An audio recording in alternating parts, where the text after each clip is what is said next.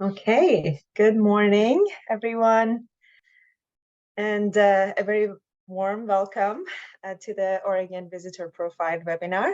I am Lodan Garamani, the Research Manager at Travel Oregon, and today we have a very exciting webinar in store for you. It's focused on the latest findings from the Oregon Visitor Profile study.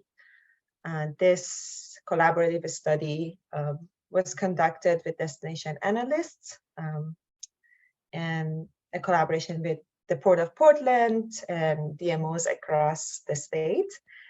And it really provides valuable insights into the perceptions, motivations, trip details, satisfaction, planning, and demographics of over 15,000 Oregon visitors. We collected the data from 3 distinct sources and in 4 waves.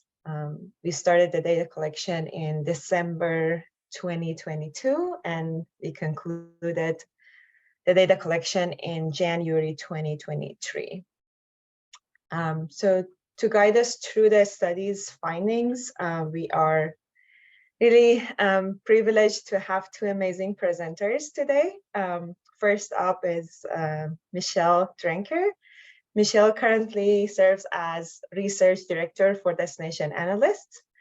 With over a decade of industry experience, Michelle has led research programs for destinations across North America, including the Hawaii Visitors and Convention Bureau and Tourism Whistler.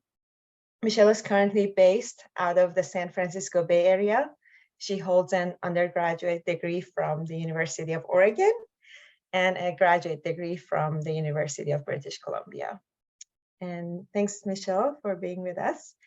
And next, we have Tim Coyle, the Director of Performance and Analytics at the Port of Portland. Tim oversees a team responsible for delivering business intelligence, research, and analytics, as well as implementation and oversight of the port's strategic plan. On his journey to the port, Tim spent over 10 years leading and supporting the execution of research, analytics, and business intelligence solutions for several organizations in the public and private sectors.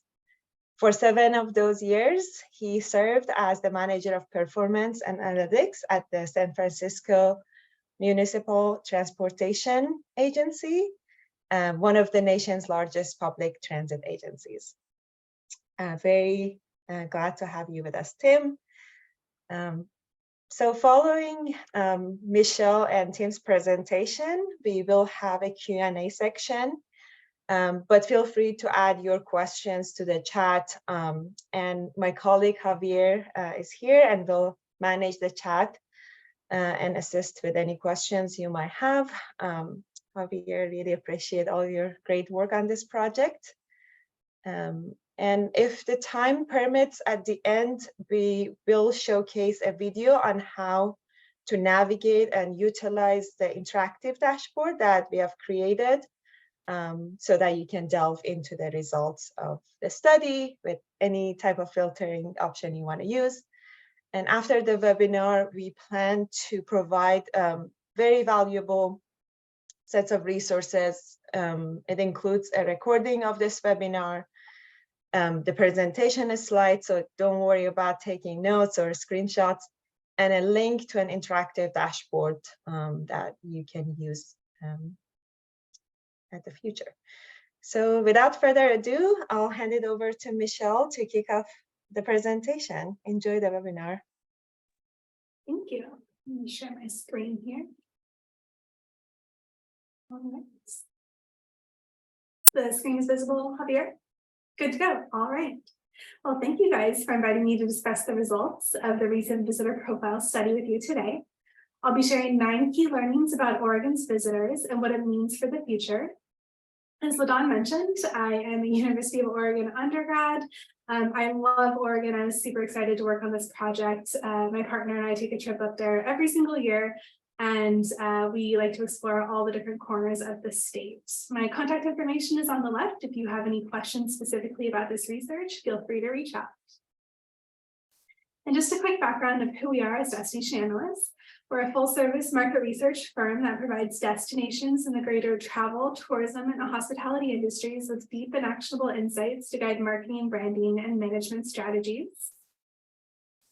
And in terms of what we did, we conducted deep research into Oregon's visitors, including their demographics, behaviors, motivators, and perceptions. The visitor data was collected with 3 methods, as LaDawn mentioned, including a panel of US travelers, the Travel Oregon partner-owned audience outreach, and then a survey of Wi-Fi users at the PDX airport.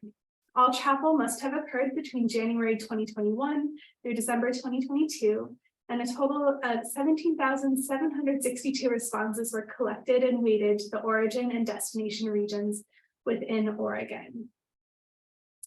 My hope for today is that you'll come away with a better understanding of Oregon's visitors and how it can help guide future destination marketing and management strategies. And with that, we're going to start with learning number 1. Visitor demographics are changing. So first off, we looked at the average age range of Oregon visitors compared to the last study done in 2017. So that blue bar on the left is the 2017 data, and then the orange bar on the right is the 21-22 visitors. And we can see a bit of a shift happening here where the 18 to 34 age range has decreased in terms of the visitor age in the past 2 years. Alternatively, we've seen an increase in the age range of visitors between the 35 to 65 plus demographics. As a result, the average age of the Oregon visitor has increased. In 2017, the average age was nearly 48 years old. And as of 21-22, the average age is about 51.1 years old. I was curious how the average age of visitors has shaped up against the national traveler audience. So I did compare the Oregon visitor to the national traveler that we field in our monthly syndicated data set. And overall, we're seeing a similar trend whereby Oregon visitors are slightly skewed more older compared to the national traveler, so that Gen Z and millennial segments are lower compared to the national traveler. And then specifically, the boomer segment is higher compared to the national traveler. As a result, the national traveler average age is around 47 years old, and again, compared to Oregon, around 51 years old. So national travelers are younger, Oregon is skewing a little bit older. Because of this, we are seeing fewer visitors with children in their travel party visiting Oregon. So in 2017, 29% of visitors said that they had children in their travel party in Oregon, and that dropped to just 20% as of 21-22. In terms of how this compares to the national average, we again see a similar pattern here, whereby 32% of national US travelers have around 32% of children in their travel party. And again, Oregon is much lower at around 20%. Not only does the age demographic shifting impact travel party composition, it also impacts the average household income. So in 2017, again, that blue line on the left, we can see that the average household income for Oregon visitors was much lower. So 40% of visitors in 2017 have had an average household income under 50K. That is now dropped to just 17%. We see a similar shift happening in that 50 to 75K range. Conversely, on the upper end, we do see a large increase in the 100K plus range for household income among more recent visitors. Because of this, the average household income for an Oregon visitor in 2017 is about $66,000. And now, as of 21-22, it's closer to $119,000 on average.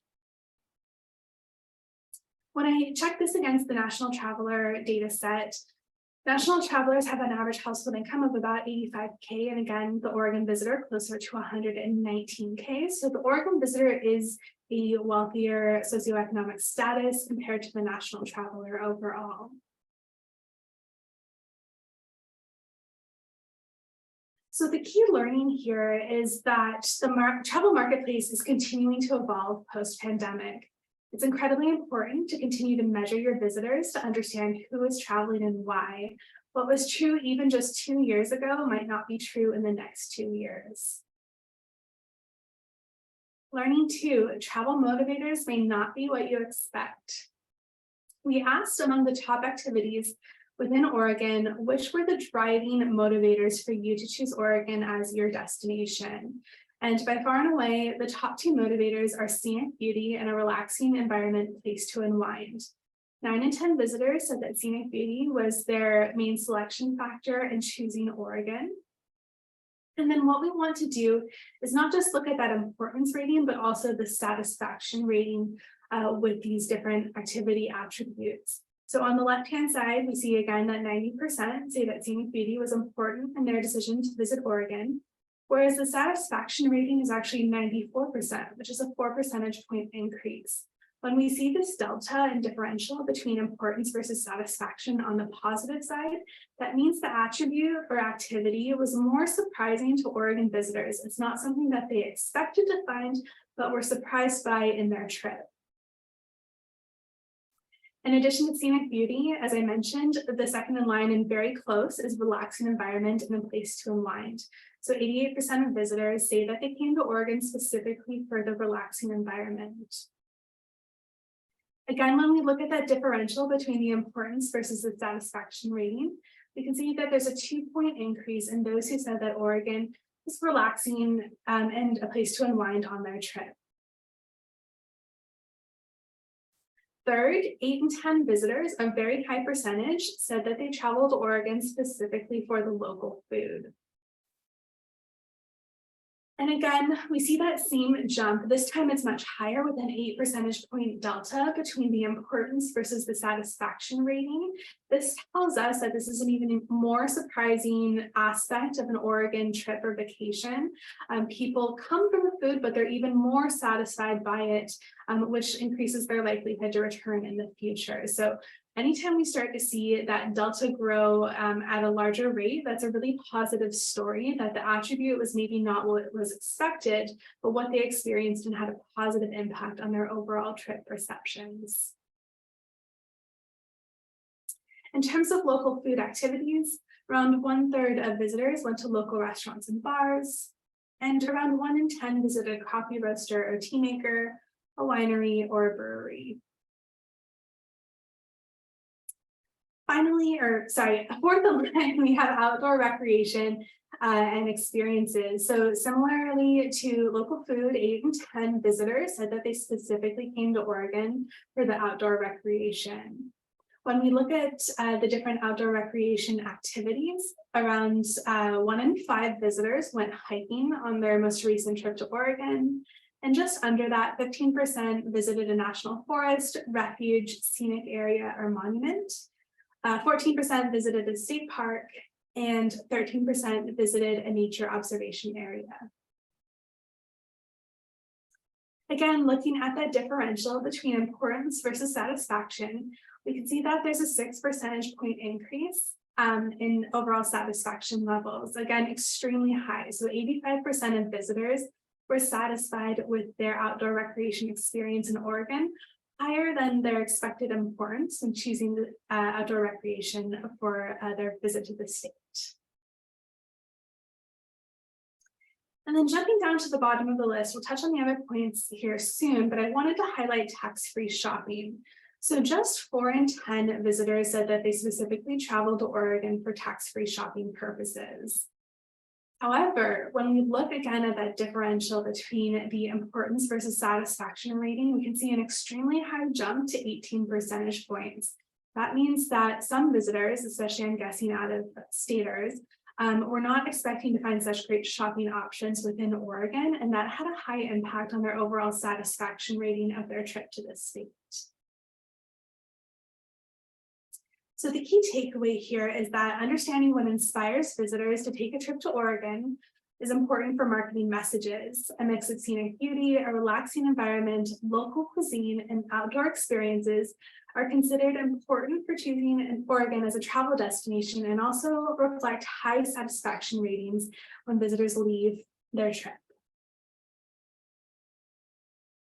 Learning 3, culture is a surprising aspect for visitors.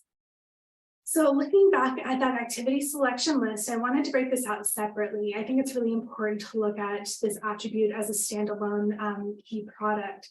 So around 6 in 10, 57% of visitors said that they traveled to Oregon for the arts, historic, and cultural heritage experiences. When we look at the activity participation rate, around 1 in 5, 22% said that they participated in an arts and cultural activity. In terms of those specific activities, when we break them out further, around 1 in 10 visited a downtown district or historic old town, an art gallery, a cultural center or museum, or a historic site or history-themed park. What's interesting here is to look at the regional breakout of these activity participation rates. When we think of arts and culture, oftentimes we associate that with major cities. However, when looking at the participation rates of visiting a downtown district or historic old town, the participation rate is much higher among regions outside of Portland. So 18% of Eastern Oregon visitors participated or went to a downtown district or historic old town, 17% of those who went to the coast, and 16% of those who went to Central Oregon. Similarly, we see the same trend for those who visited an art gallery, cultural center, or museum. The participation rates were higher outside of the Portland region, especially among Eastern Oregon, Oregon coast, and Central Oregon. When we look back at that importance versus satisfaction rating for the arts, history, and cultural heritage experiences in Oregon, just 57% of visitors said it was important in their decision to visit Oregon. However, 65%, an 18 percentage point increase, said that they were satisfied with the arts, history, and cultural heritage experiences they had within the state, making it a surprising aspect of their vacation. So the takeaway here is to continue to promote Oregon's unique history and cultural experiences. It's a welcome surprise for visitors. Learning 4, the environment is important to travelers. Around 2/3 of Oregon visitors say that the environmental impact of travel is important to them. When we specifically ask about selection factors outside of activities for Oregon, 8 in 10 visitors said that the environmental quality of Oregon, including the air quality and cleanliness, was very or extremely important in their decision to visit Oregon. At a lower rate, but still high, above the 50% threshold, 6 in 10 visitors said that sustainable practices of Oregon were also a factor in their decision to visit. We asked visitors what type of sustainable activities they participated in while in the destination. 2/3 said that they discarded all their trash into the appropriate receptacles. Around half said that they carried a reusable water bottle, and 1/3 said that they managed the amount of waste they created. A smaller percentage visited a business committed to sustainability, used public transport, used low emissions vehicles, purchased carbon offsets, and or stayed at LEED certified lodging. When we look at the types of vehicles used within the destination, around 2/3 of visitors arrived in Oregon or traveled within Oregon using their own personal car. And among that, around just over 1 in 10 used a car that was either a hybrid or an EV. When we look at in-destination transport, from a sustainability perspective, 20% said that they walked within their destination. Around or less than 1 in 10 used a ride-sharing platform, 4% used a train, light rail, or bicycle in Oregon. Again, when we look at the difference between importance versus satisfaction in terms of environmental quality of Oregon, we can see that there's a 6 percentage point increase in satisfaction. So visitors, even though it is still extremely important, 80% say it's important in their decision to visit, an even higher percentage, nearly all, were satisfied with the environmental quality that they experienced in Oregon. Also looking at those sustainable practices, we see a 9 percentage point increase between importance versus satisfaction rating. 6 in 10 said it was important in their decision to visit, whereas nearly 7 in 10 visitors were very or extremely satisfied with the sustainable practices they saw within the state. So the key takeaway here is to continue to support sustainability practices and educate visitors. It's important to understand shifts in thinking over time, as sustainability is only becoming increasingly important to travelers. We're seeing this especially among the Gen Z generation. Learning 5, inclusivity is critical. So one thing to note when we're talking about the shifting demographics is that we're seeing a decrease in visitors who identify as white Caucasian. That's a 3 percentage point decrease from 2017 levels. Around just under 1 in 10 visitors identify as Asian, so 6%, and 5% identify as Hispanic or Latino. When we look, however, at the Oregon breakout of race and ethnicity of visitors, we can see that Oregon still is more white or Caucasian compared to the national travelers. So 80% of the national travelers identify as white Caucasian compared to 85% of Oregon visitors. The biggest difference we see is within the Asian demographics. So 6% of Oregon visitors identify as Asian compared to just 4% of national travelers.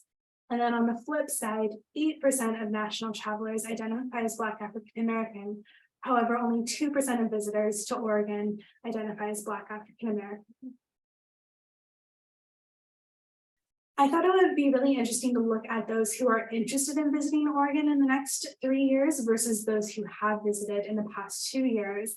And we do see again a shift happening. So only 75% of visitors who are interested in visiting Oregon in the next 3 years identify as white or Caucasian, compared to 85% of visitors overall. The biggest difference we see here is among the Black African American audience. 9% of Black African American travelers say that they're interested in Oregon in the next 3 years, compared to just 2% of actual visitation. One metric that we look at in terms of importance versus satisfaction rating is an inclusive and welcoming atmosphere. And we do see a somewhat positive but small increase in terms of the satisfaction rating. 8 in 10 visitors said that an inclusive and welcoming atmosphere is important in their decision to visit Oregon. 83% were satisfied with the inclusive and welcoming atmosphere they experienced. So extremely positive overall that people are having a welcoming and inclusive experience while in Oregon. Another factor in inclusivity is disabilities. So around 1 in 5 visitors said that they have a disability. And of those, the largest selected are walking or hearing, followed by sight, learning, or cognitive, and speech. When we ask the question on importance versus satisfaction rating for accessibility for people with disabilities, around 32% of visitors said that it's important to them. That is obviously a smaller segment of the population. It's more niche. If we were to drill down specifically to those who have a disability, that percentage would likely be higher. But looking at the total population of visitors, 32% said it was important in their decision to visit, and a full 9 percentage points higher said that they were satisfied with the accessibility for people with disabilities within Oregon. So in terms of the takeaway here is that it's important to maintain focus on being an inclusive and welcoming place for all travelers. There's an increase in interest in Oregon among BIPOC travelers. And additionally, a significant percentage of visitors identify with having accessibility needs. Learning 6, digital is everything. So beyond having previous experience there, when visitors were using different planning sources to plan their trip to Oregon, by far and away, internet search was the most popular method at 40%. This was followed by other digital sources, including hotel and lodging websites, mapping sites like Google Maps, destination websites, travel review sites, social media platforms, online destination travel guides, travel booking websites, and travel articles on a website. Around 6 in 10 visitors said that they had seen a travel ad for Oregon in the past 12 months. And 7 in 10 had seen a travel article for Oregon in the past 12 months. When we look at the booking window, we can see that on average, nearly half of visitors started to plan their trip to Oregon between that 1 to 5 month period from their trip. And in terms of how that's changed compared to 2017 levels, a smaller percentage are not say that they are not planning anything in advance. So around 11% of visitors in 2017 said that they had no plans, they showed up and just did it on a whim, whereas now more visitors are starting to plan more within that 1 to 3 month period. The takeaway here is that it's important to plan media to reach travelers at the most opportune time and place. Digital is pervasive among travelers today, especially, and then with the unknowns related to the pandemic, the planning window has lengthened. So there is more time to reach travelers before they actually plan and book their vacation.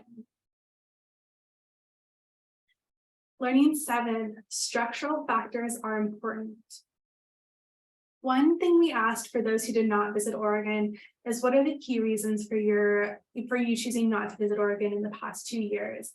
And around 1/4 said that Oregon is simply too far away from where they live. Another factor that we ask of those who did visit is structural options as well. So around 3/4 of visitors say that the accommodation and lodging options are important in their decision to visit Oregon. What's really critical to consider here is access to Oregon overall. One of the great ways to measure this is through nonstop air service to Oregon from out of state. And here I've pulled the average seats to Oregon and from 2006 to 2023. And we can see that there's 13.3 million nonstop air seats to Oregon in 2018. That was the previous peak. This, of course, dropped off during 2020 to just 7.8 million air seats to Oregon, and has since recovered to around 12.2 million nonstop air seats. What's really interesting here, though, is to look at where those origin markets are, and a lot of them that are driving this increase in service and access to Oregon are longer haul markets that are not drivable. So I've excluded places like Seattle. San Francisco's a little bit on that verge of it could be a drive market, more likely to be a fly market. But overall, we can see massive increases coming out of Denver, Colorado, a 71% increase in air seat capacity, Los Angeles, Las Vegas, Phoenix, Salt Lake City, and Dallas, notably with a 122% increase in service capacity to Oregon. Not only does increased air access allow a greater number of travelers or potential travelers to visit the state, it also helps with dispersion across the state. So we can see that overall, Portland receives the vast majority, obviously, of nonstop scheduled air seats to the state. However, more of the regional airports like Eugene, Bend, and Medford are experiencing high growth in air seat capacity, which helps with dispersing visitors across different areas. And we can see this also reflected in the data. We can see that there is a greater proportion of visitors traveling to the different regions within Oregon in 2021 and 2022 compared to 2017 levels. The takeaway here is that it's important to support development across the state to encourage an equitable visitor economy that can include helping to alleviate structural barriers like air access and lodging options. Learning number 8, value is key. The number one factor, I think no surprise to anyone, when selecting a destination is affordability and value. Overall, visitors to Oregon spent on average around $2,500 per party per trip in destination in 2021 and 2022. By default, half of that immediately went to lodging and accommodations. The rest of the spend, or share of wallet, around 1 in 10 or 10% of spend was on retail, recreation, rental cars, and gasoline. One way to measure the impact of increasing costs of travel on visitors is looking at the average cost of airfare to Oregon from out of state. So this represents the average round trip airfare, excluding taxes and fees to Oregon. We can see that in 2014, the prior peak was $354 on a round trip ticket. That has now jumped up to over $427 for a round trip ticket as of 2022, which is significantly higher than 2021 levels. When we look at the importance versus satisfaction rating on value and affordability for Oregon, as I mentioned, 82% of visitors said that it was very important in their decision to visit Oregon. However, 79% were satisfied. Although that satisfaction level is extremely high, it's not always a positive story to see that delta be in the negative when comparing importance to satisfaction.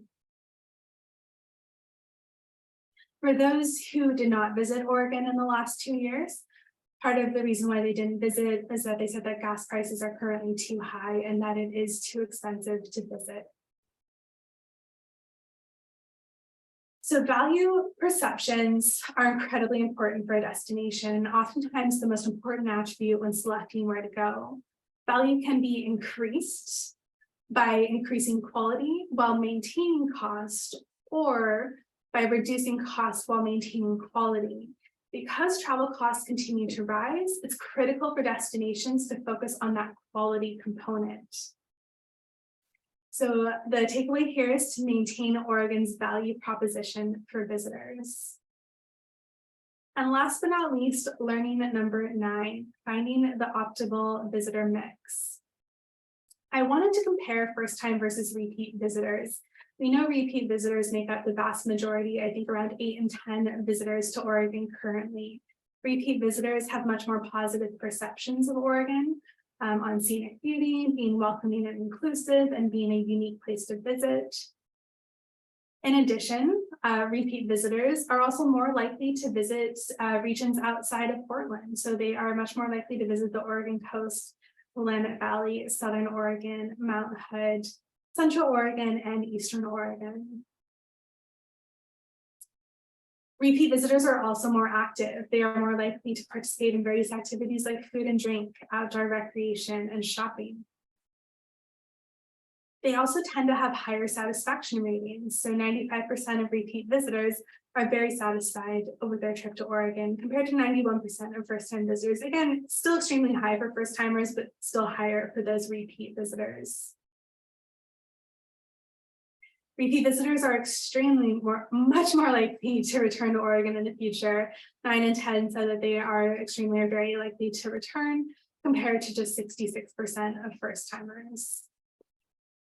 Repeat visitors also have a much higher net promoter score, so likelihood to recommend, compared to first-time visitors. 63% of repeat visitors said that, or are promoters, they are likely to recommend Oregon to their friends and family, compared to a net promoter score of just 26 for first-time visitors.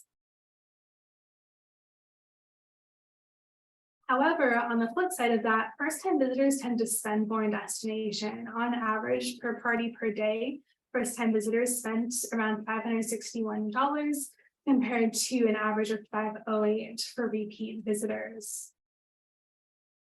The takeaway here is that repeat visitors are the foundation of Oregon's visitor economy, but first-time visitors represent the opportunity. The goal should be to maintain Oregon's dedicated visitor base while also looking at new opportunities to expand. Repeat visitors have already taken, on average, 7.8 trips to Oregon before, and they're 90% likely to return in the future. However, it is important to also consider broadening Oregon's reach and inviting travelers who have never been to the state before to visit. With increased air access and a more diverse group of travelers being interested in Oregon, there is a limitless potential for the future of the destination. And with that, I will open up the floor to questions, or if we want to save those for the end, Javier, I'm happy to wait. Yeah, I think, well, thank you very much. That was great. I hope everybody enjoyed and we'll be able to take action from those key takeaways that Michelle presented. And we will have space for questions, but I do want to give this time to Tim, who is going to, as Dan said, talk a little bit about how the process was for the PDX airport to work with us on the visitor profile. Great. Thank you for sharing those really exciting insights, Michelle, and thank you, Javier. Again, my name is Tim Quayle. My pronouns are he, him, and I am the Director of Performance and Analytics at the Port of Portland. I'm going to share my screen, and let's hope that I can pull my my slide presentation up. So gonna put it into presentation mode here. Javier, can you see it? Are we good? Excellent. So I joined the Port of Portland at the end of 2020, beginning of 2021. And by the time I arrived at the port, the last time we had performed any kind of survey activity at the airport at PDX was, I think, the fall of 2019. And at PDX, we've conducted a regular survey program for decades.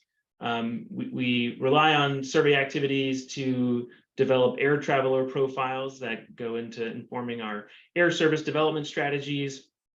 We use surveying to understand passenger needs for facility and airport master planning, and we also use surveys to track traveler and terminal user experience and satisfaction.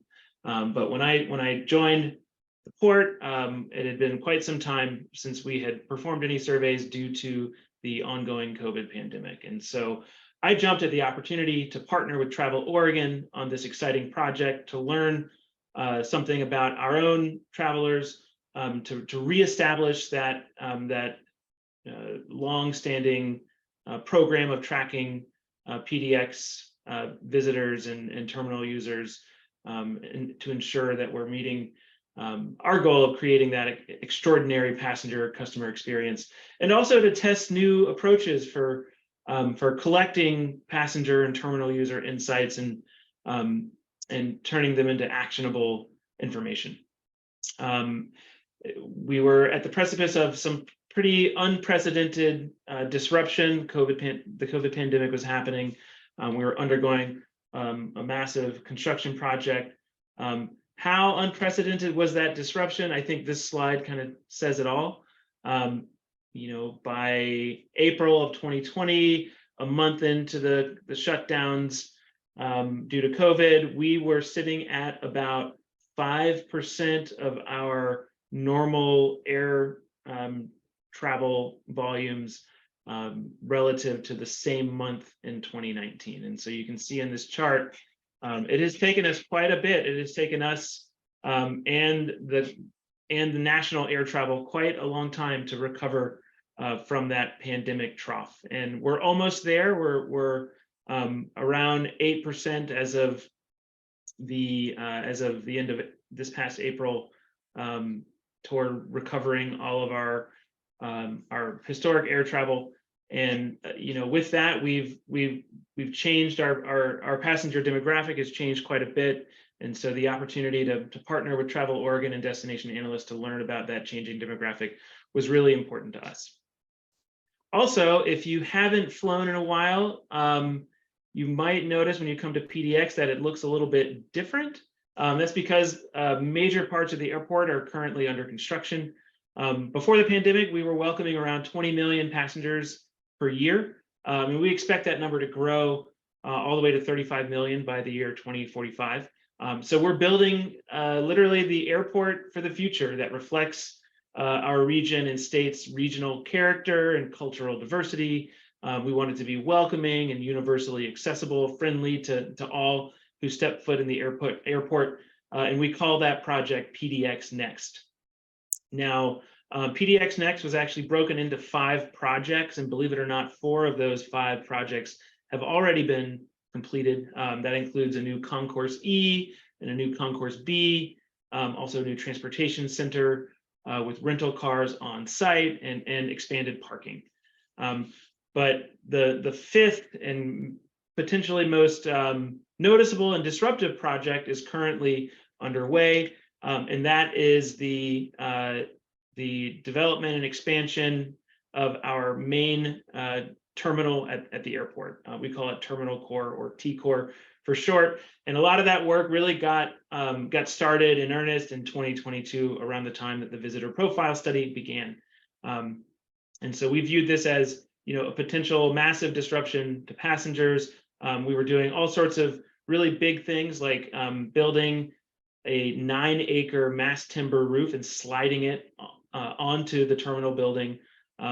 moving forward in 2023, this year, we're going to be building out those interior spaces. A couple of months, or I guess last month in April, we announced around 20 new food and beverage and retail vendors that will be at the airport, beginning in 2024 and into 2025, including a lot of those local favorites that we believe a lot of our traveling demographic loves.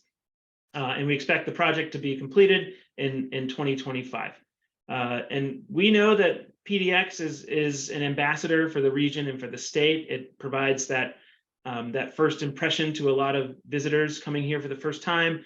And so we wanted to reflect the state and the region's character, and a lot of those key desirable elements that were attractive to visitors, as revealed in the visitor profile study, are some of the characteristics that we're playing up in the new airport. So how did the Wi-Fi survey work?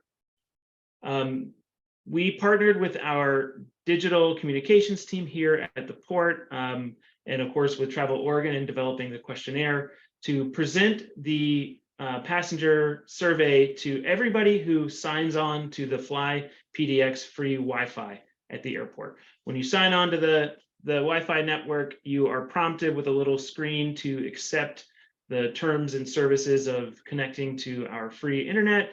And upon accepting those terms, those Wi-Fi users were then sent to a survey screen. And that's how we were able to intercept scores and scores of passengers and other terminal users and present them with the survey.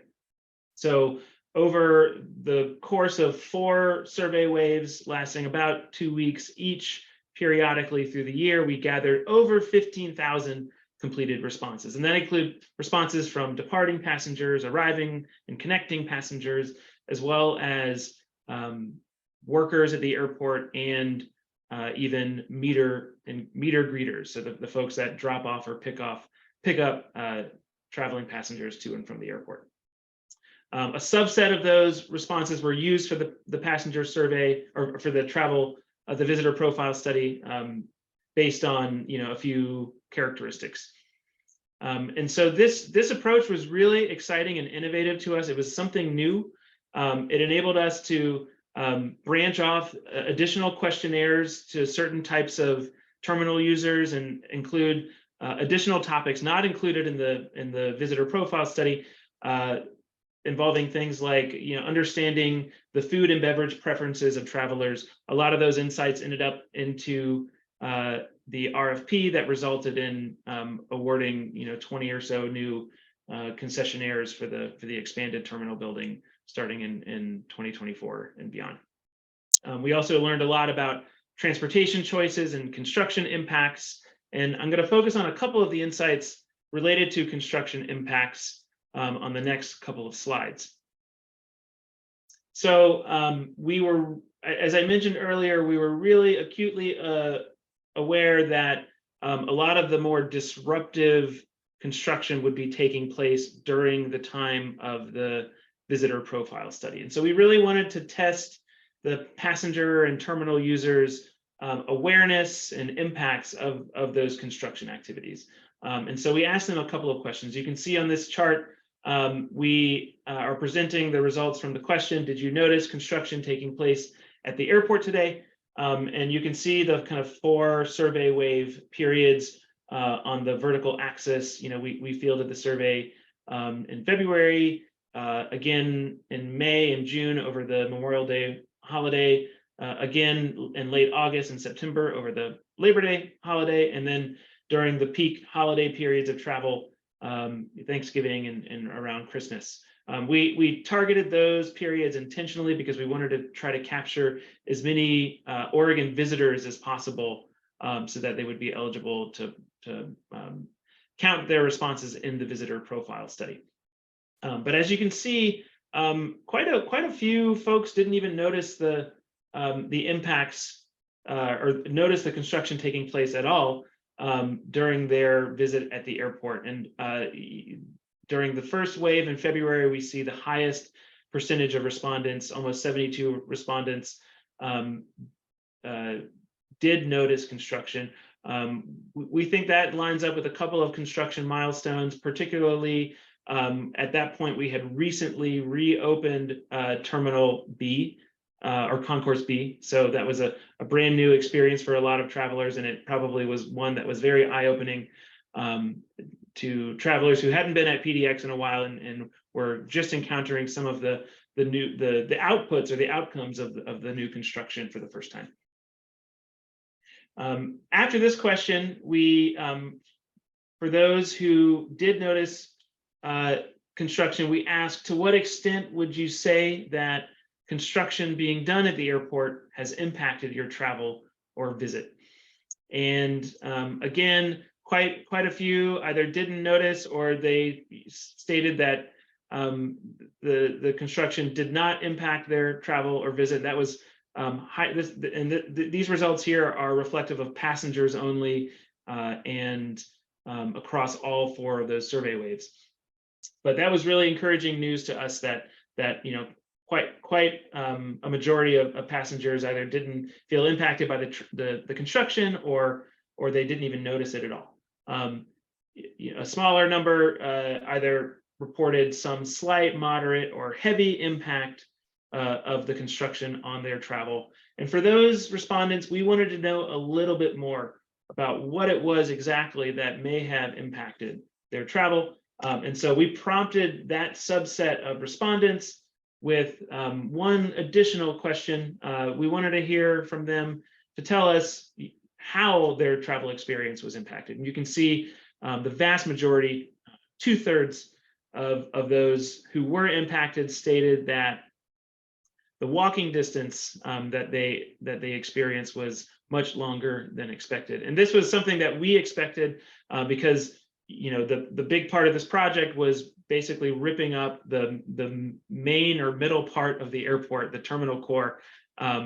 And, you know, in the old days, we had this concourse connector that made it really easy to go in through one single security checkpoint and then make your way to any of the 4 concourses. But when we began this project, this terminal core project, we had to take that away. And so we created these, we actually upcycled the concourse connector to create these construction bypasses that did give passengers the experience that they had to walk a little bit longer to get to their particular concourse and gate. So this was something that we did expect, and you know, we attempted to mitigate through a variety of communications and messaging channels.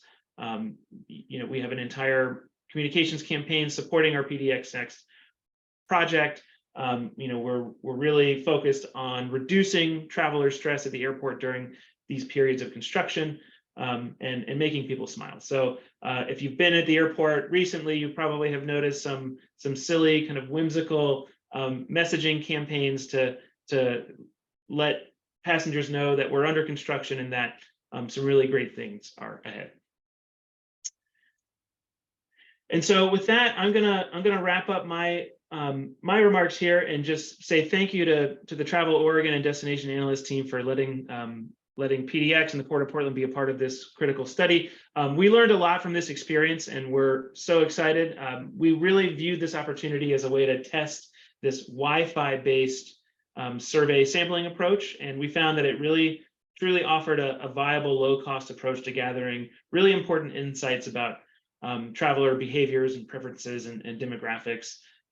We looked at the sampling coverage and compared it to our airline market share, and we found that it was actually really representative, and that was really encouraging to know, with a few caveats. One, for instance, we operate service to Mexico through a variety of airline partners, including Volaris, and we did see that Volaris travelers were somewhat underrepresented in the survey data, and we gathered that one of the potential reasons for that is because a lot of that traveling demographic speaks Spanish as a primary language, and the survey was not translated into Spanish, but that has actually informed future research for us. And so based on this project and the success of this Wi-Fi approach, we are now launching a new passenger survey program that creates a hybrid of Wi-Fi based data collection as well as the traditional in-person interview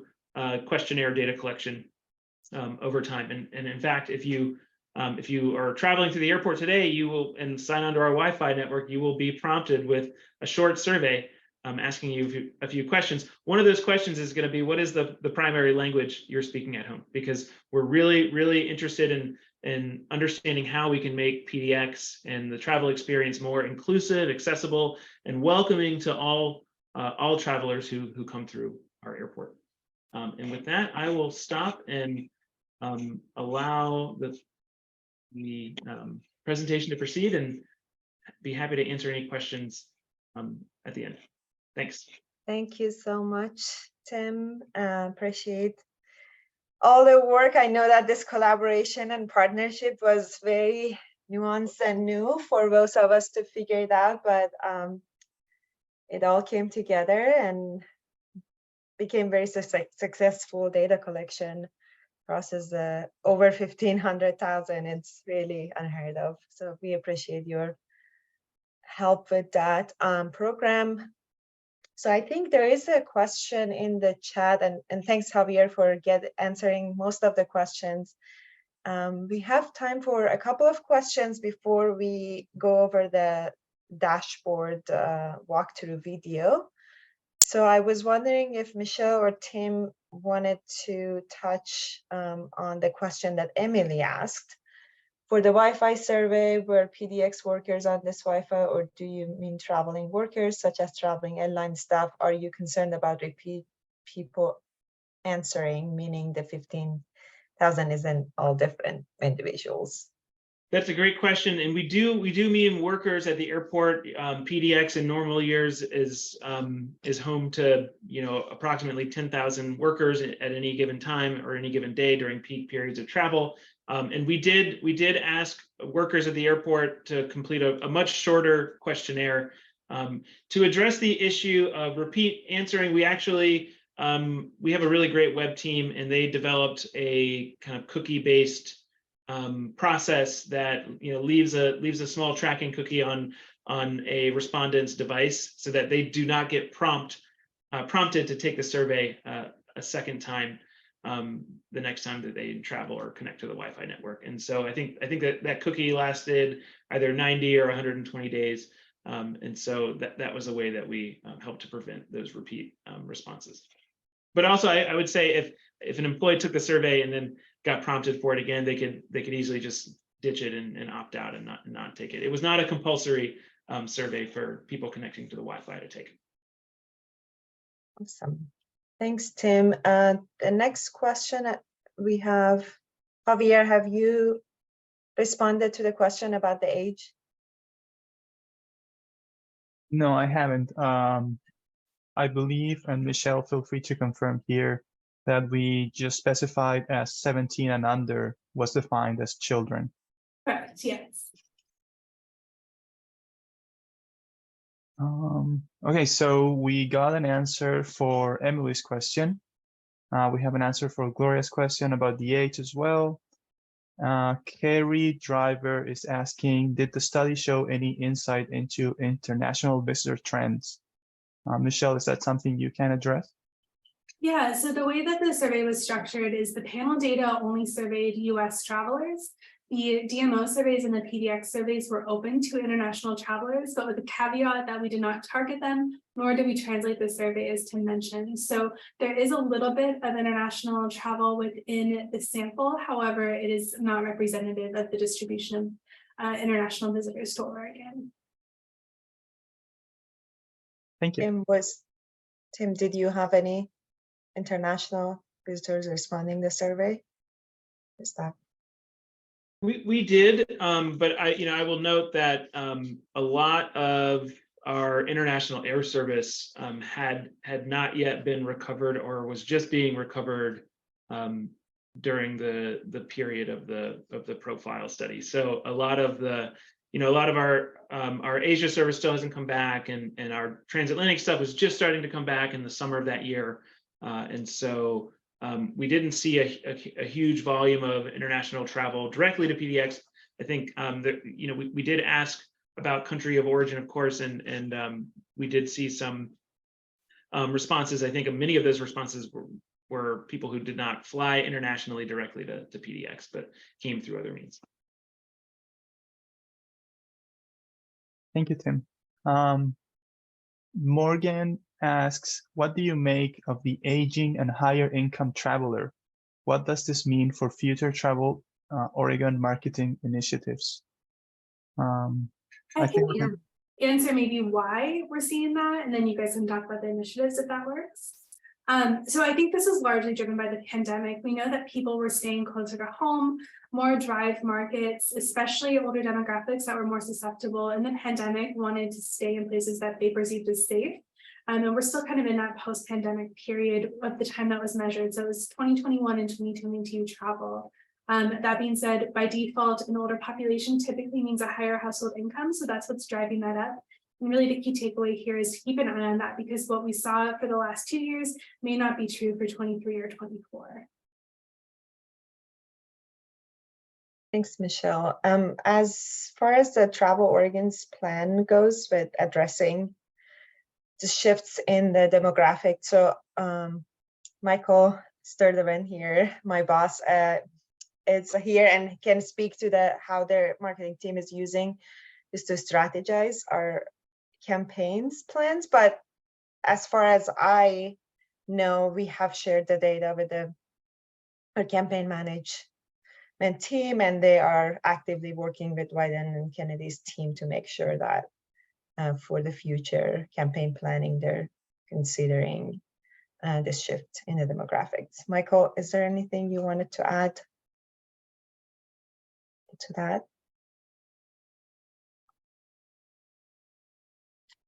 I know that he had some technical difficulties, so we'll let you know if we hear anything from Michael on that.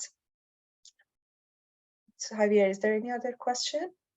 Yeah, so there's one last question. Maria asked says that one of the slides showed region of Portland that saw an increase in traffic interest compared to 2017 data, but showed no decline for any region. Do we know if any of the regions have seen a decline? Michelle, can you speak to that question? Yeah, none of the regions we measured saw a decline. However, we did do a deeper dive into individual cities within those regions, and all of that data can be found in the dashboard. So that was not part of my presentation today, but looking at those deeper dives into individual regions are available online. Thank you. So now we want to hop into showcasing the dashboard, Ladan. I can go ahead and share my screen. Yeah, I think we want to let Tim and Michelle, we know that they have another meeting, but we really appreciate you two taking time to be here and share your insights, and yeah, have a great rest of your day. Thank you so much. Thanks for having us. Thank you. Okay, yeah, Javier, please go ahead and share your screen. And if people need to leave, this would be part of the recording. That's why we wanted to do it, even though we know we're over time. But feel free to stay if you have time. Yeah. All right, so can you see that? Yes. Perfect. So this is our visitor profile dashboard. And what I'm going to show you now, this video is part of the dashboard. So if you need to refer to it again, you can either check the recording of our webinar, or you can just go to the dashboard as well. And you should be able to hear the sound on this. Hello, I will be showing you how to use the Oregon Visitor Profile dashboard. Ladan, could you confirm that? Yes, the sound is good. Perfect. Thank you so much. On the left, you will find a table of contents with the research overview and the detailed findings by generation folders. Double-click or click on the triangle to the left of these folders to expand and view the contents of the folders. In the Research Overview folder, you will find Research Objectives, Research Methodology, and Data Collection pages. In the Detailed Findings by Generation folder, you will find Visitor Demographics, Perceptions and Motivations, Trip Details, Visitor Activities, Visitor Satisfaction, and travel planning and media recall folders. Let's expand the visitor demographics folder and take a look at the annual household income page. You will find the question at the bottom, the aggregate data in a chart format on the left, and a generational breakout table on the right. The average visitor to Oregon has an annual household income of $118,901. If you scroll down the table on the right, you'll see that millennials have a higher annual household income of $121,852. Let's take a look at the filters at the top middle of the page, and let's try last trip season of visit, and let's do winter.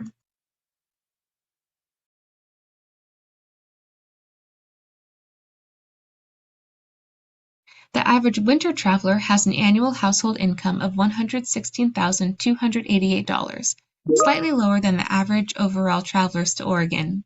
All the data points on this page are filtered by the chosen filter. These include the mean score, the graph to the left, and the table to the right. To the left of the filter button, you will see current applied filters. You're able to select multiple filters to your liking. For example, 2022. To clear all the filters, click on the filter and select Clear All Filters.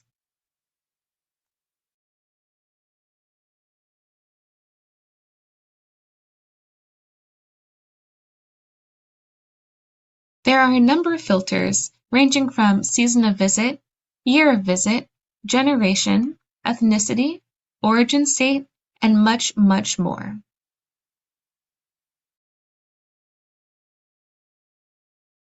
To the right of the filter button, you will find the Export button. You can export this dashboard into PowerPoint, Excel, and PDF formats. You have the option to export all pages or just the selected pages.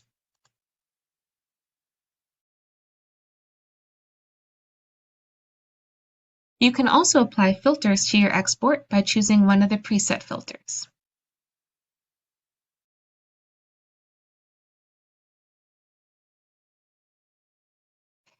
And this is how you use the Oregon Visitor Profile Dashboard.